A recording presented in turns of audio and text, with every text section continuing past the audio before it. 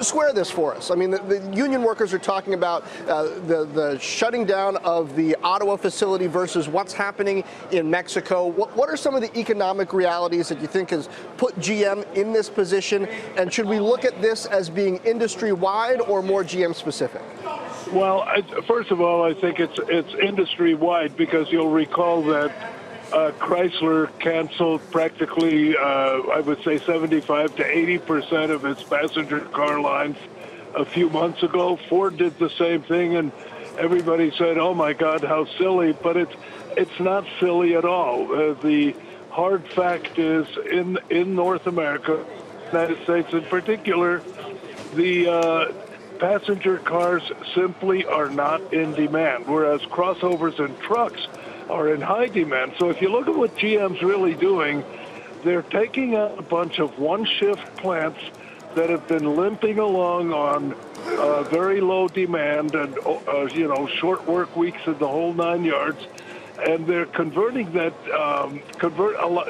doing a lot of conversion into pickup truck plants, crossover plants. So not a large percentage of those unionized workers who will ultimately lose the jobs in the plants they're currently employed at will be offered employment at other plants in the United States, like Arlington, where production actually needs to be expanded. So I don't think this is just economic reality, and it's going to hit everybody. Bob, you were on with us last week, and you said that CEOs in general, in your words, should be doing what Mary Barra is doing, and that is tell your teams, let's all take a slight budget cut, tighten our belts in case things get worse. Is that what this is about, or is this more of a long-term story about the model and shared mobility and changing tastes? No, I think, as I said, General Motors is the last U.S. car company to eliminate passenger car models, or a good percentage of passenger car models. So you could almost say that GM hung on in passenger cars longer than anybody else did.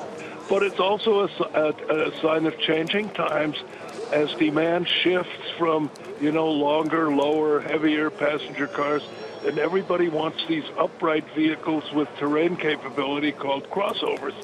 So, and then I think General Motors is also getting itself in the old days, this is not the old General Motors. The old General Motors would have raised incentives on all the cars and said, "Oh God, we can't close plants, we can't do this.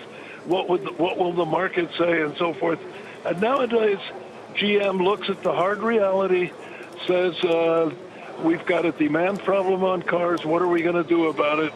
We're going to have to shut some facilities and move production to truck plants."